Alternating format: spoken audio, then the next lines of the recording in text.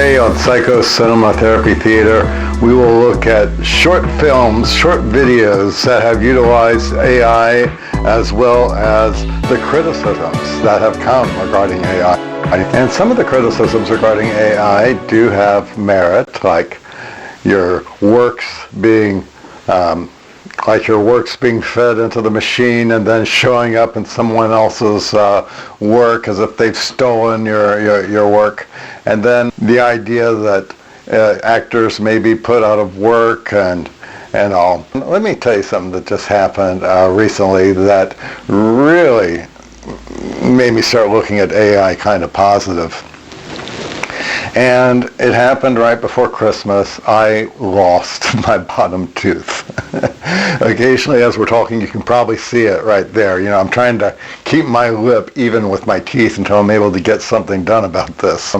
But in any event, my bottom tooth came out, and I did some shows, and you've probably already seen them, where when I open my mouth, you can actually see that there's a space missing. Well, at first, I thought, well, I'm almost so close, I'm almost monetized. Am I going to just stop everything until I get dental health, and that I'm just going to put the brakes on video? And I'm in a hurry. I want to get things done yesterday, you know?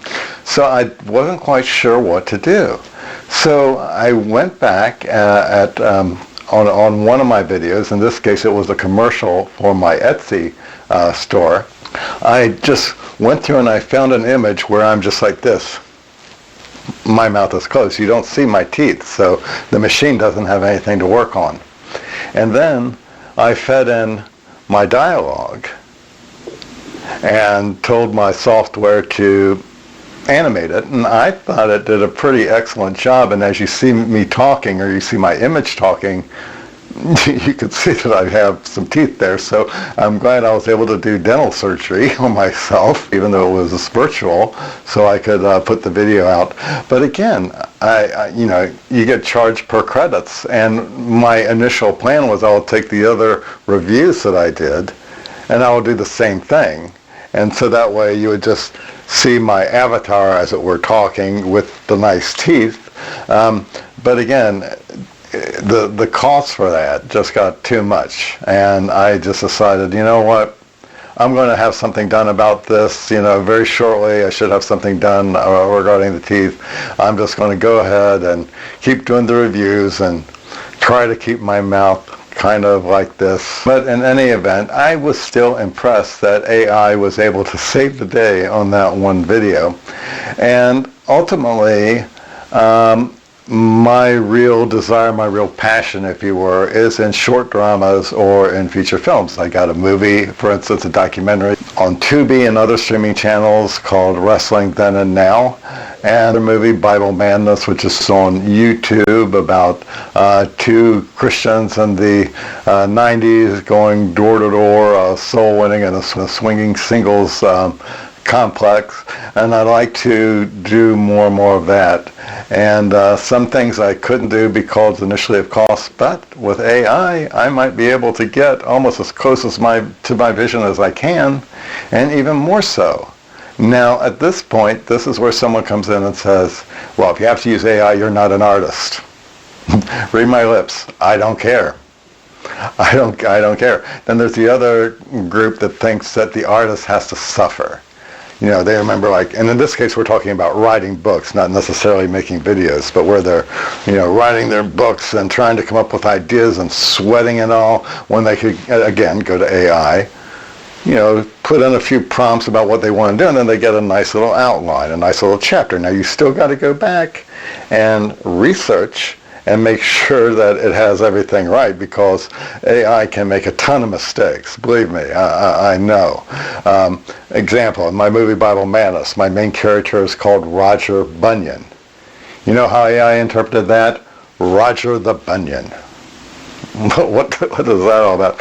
So for that reason alone, you got to go back and redo it. And plus, there are so many things regarding the way most every AI engine writes, where you can tell automatically that's AI. And one reason with prose is when I'm reading something and it says, he didn't just do this, he did that.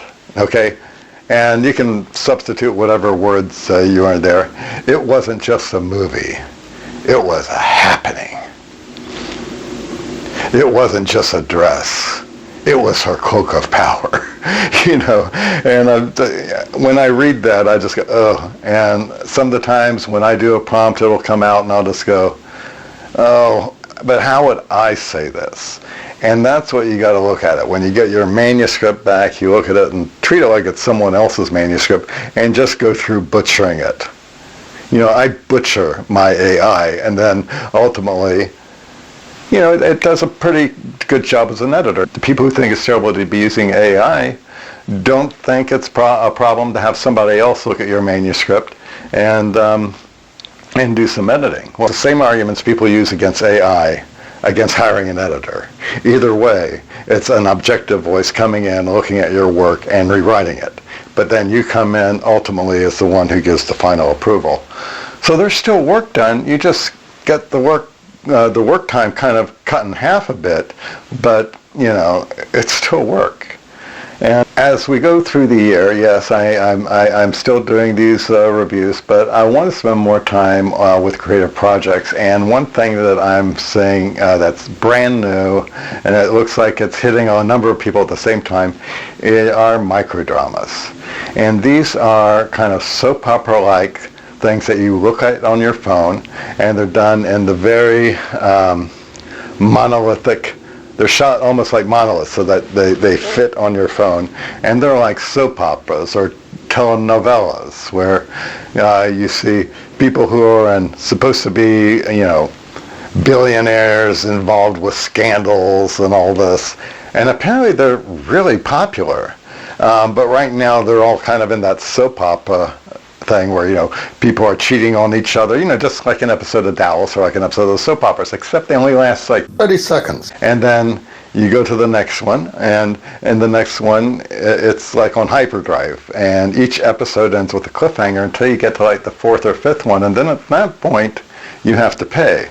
Now this is where it gets weird, because people are paying something like $20 to finish their drama, but if they keep doing this every week, ultimately they're paying $80 a month for 30-second segments of what is ultimately appears to be a 30 or 45-minute cheap movie just cut up into little seconds. The art is making sure that each episode ends with a cliffhanger, though, and not a lot of feature films have a cliffhanger every 30 seconds. And if they do, it probably gets a thumbs down from movie reviews anyway. You know, they want you to slow down. But if you only have 30 seconds to watch during the day, you know, let's say you're at work and you can only spare about maybe 1 or 2 minutes, it kind of does the job. And I'd be interested in working on some of those, because it seems to be a very profitable industry, especially when it comes to brand marketing. You know, you could shoot a whole series, say, in a restaurant and give advertisement to that restaurant, and as long as what's happening in the drama is exciting, people will look at that and then they'll see that restaurant in the back, and maybe they'll want to go spend some money there. The industry has gone through so many changes over the years. People aren't going to theaters, not the way they used to. And it makes you wonder why even bother going to the trouble to make something feature-length. And of course the reason is you can get that program on streaming, like on Tubi or Plex or Pluto or even YouTube, which is actually the most popular of the streaming services. So there's still a place for features, but again, when you think about the cost and whether or not you're going to be making money back, suddenly the microdramas and the way they're being very successful now seem like an interesting avenue to explore. And I certainly have some ideas of movies that I want to work on. One of them, of course, Lapu One, which was about the first Filipino astronaut, a drama, like a soap opera, a telenovela. That might make a pretty good microdrama. Then there's a documentary I want to put together where I bring a Mark Twain sensibility to the Philippines, kind of a combination of real life and Mark Twain, you might say, called An American Backslider in the Philippines. And it showcases a group of free thinkers trying to go out there and make their country and their community better while trying to stay rational and trying not to pander to superstition. And then, of course, the one that I think I will stand better chance working on right now, since I am in Vegas, is one that is conceived pretty much now as a microdrama, because I got the idea at around the same time the microdramas came out, and that is From Jeepneys to Jackpots, the story of Filipinos who come to Las Vegas searching for their version of the good life, which also shows some Americans who want to go to the Philippines for what they consider to be the good life. And I think it's interesting that you have one group of Filipinos coming over here to the United States, and you have people in the United States who want to go to the Philippines because both think their countries are mucked up. Well, you could say, why not just stay in your own country and try to improve on it? But sometimes travel is necessary. This would center on just about every industry in Las Vegas. So those are just a few of some of the projects I'm going to be working on throughout the year. And because I think that the microdramas might make it a lot easier to raise money, because again, it would fit hand in hand with brand marketing. People watch the drama, and at the same time, it kind of serves as a little dramatic infomercial.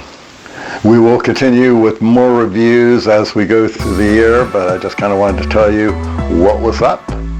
And I will see you next time on Psycho Cinema Therapy Theater. And hey, if you want to support this channel, then of course like and subscribe. Think about becoming a member. Thanks for watching.